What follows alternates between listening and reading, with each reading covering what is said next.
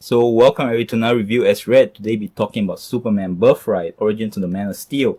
Now this is a reimagining of Superman's origin story, updated to the early 2000s or so. So as Superman grows up, he knows about, for example, the internet and such. On top of that, it's not an exact retelling of the story. Mark Waid, who is very much involved in writing the story, says he takes a lot of inspiration from like Smallville and all, which is very popular when he was doing this book. So today we'll be doing the same thing. We're going through the cons, the pros, and a conclusion. So let's get into it. Now, first we're going to start with the cons. The first con is this feels more like a Clark Kent story more than a Superman story. And that's not necessarily a bad thing, but if it depends on how you get inspired by Superman. I'm more inspired by Superman because he is a being that can do anything but chooses to basically weaken himself by protecting us instead of enslaving us. Thus, for me, that's why I like books like Kingdom Come and all. It's one of my most favorite books of all time. This one is definitely much more on the inner development, his inner doubts and everything like that. That's why I say it's more of the Clark Kent story, because it's that side of him that's not super, which is very interesting in itself. But if you come in wanting a Superman story, you might be disappointed. And on top of that, in this story, it also shows how he invents the character of Clark Kent, the mild-mannered newspaper reporter. If you like Superman comics for the action and stuff like that, this book has it, but not in a lot of it. So if you come in, like I say, wanting Superman to test his mettle against an equal being like Doomsday and all, you're not gonna get it in this comic for sure, for action-wise. So just take note on that. And thus, because it's so much focused on more human side of the story, pacing and all is somewhat slower compared to an action-driven or a more super-powered story.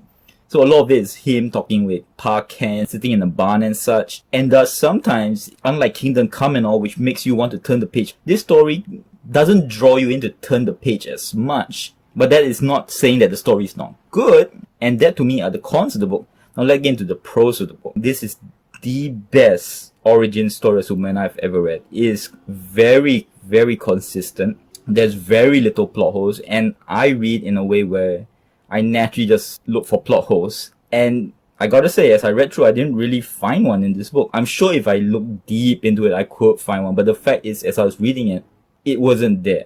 And another reason why is because, like I said, this book has a lot of inner thoughts of Superman. Meaning, as you're reading, you're actively thinking also. So basically, I was engrossed in the story.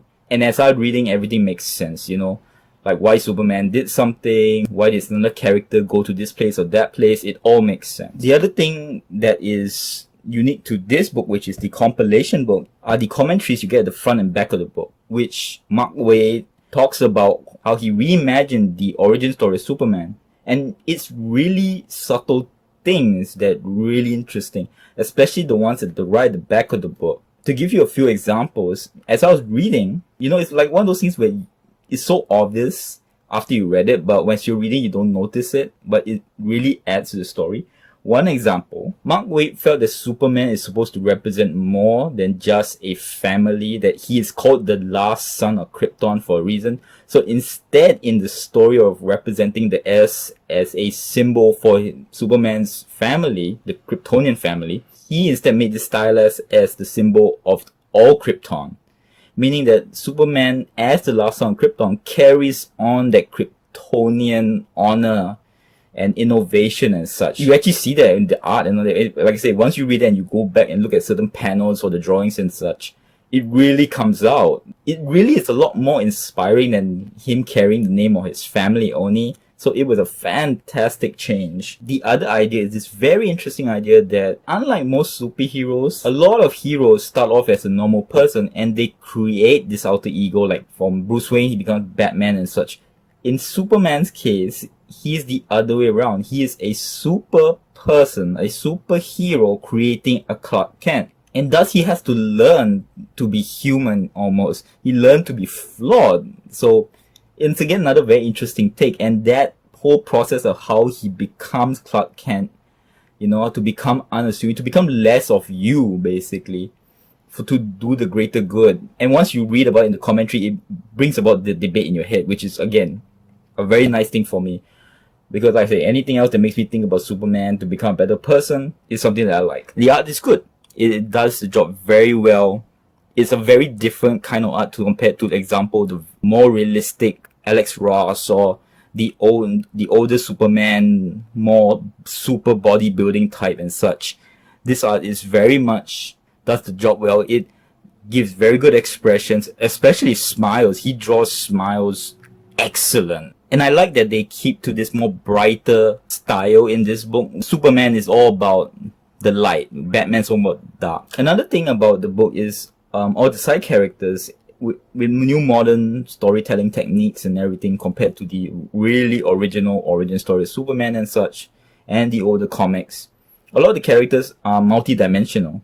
For example, Lois Lane and Jimmy Olsen, everybody has pros and cons in their character, and they feel more real than just like they're supposed to be there to become, like, example, the bumbling idiot and such. To give an example, Lois Lane in the book dresses like someone who is all about the story. Even though she's very beautiful and she can dress up, her normal wear is nothing super sexy and such, which fits into a character of someone who's more of wanting to be a good reporter than, example, a model. Another quick character spot is also like Pa Kent. The Ma and Pa Kent have always been shown to be these very accommodating, super nice people, but when Clark Kent wants to go become Superman, Pa Kent actually gets angry. He actually feels like almost like Superman is abandoning him as his son.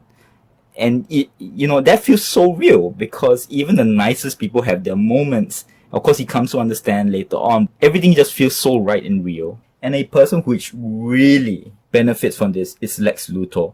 Lex Luthor gets a heavy overhaul in this book. So Lex Luthor in this story gains his life motivation to become what he is, so-called a villain. You might not agree with it, but his inspirations and all, it feels real, like what happened to him when he was younger in Smallville, and how his family upbringing and ostracization, and him basically being an alien almost, even though he's human in his own right because of his great abilities. No one can understand him, so he might as well be alien. And on that genius, there's a great scene in the book where Superman talks to Pa Kent.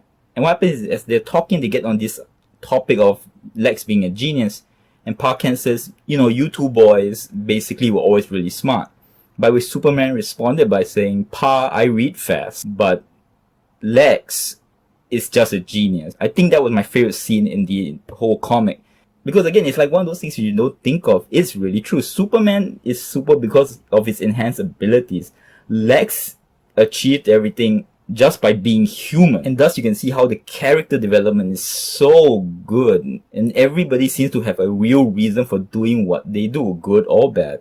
And this storytelling technique also applies, of course, to the Man of Steel himself. This book is not about the abundance of confidence that Superman has due to his abilities and such. This whole book is about doubt. Throughout the whole book, he's doubting himself that, yes, I got all this power and all, but if I come out and help, do I do more harm than good and such? Which is always an interesting part when Superman has to question whether his powers are helping people in the long run. Even when he helps, people question whether he's doing it for good. Even though he's saving people and such, people still say, well, is he really saving people? And that doubt gets to him. In a way, I heard this before about Superman, and I so agree. He is invulnerable on the outside, but not on the inside, which this story brings out so well. And at one point, as Superman doubts himself so much, he wants to just quit and just go back to Smallville and don't think about it. Lex has won, and Lois comes in and, gives him a good old trashing as Clark Kent not to give up. That scene doesn't take that long, but strangely, like I said, when you have good storytelling, it brings out the idea of why he shouldn't give up in that quick moment. It's just good storytelling. So in conclusion, this is a good book. It's the best origin of Superman that I have read. And to me, this is my origins of Superman.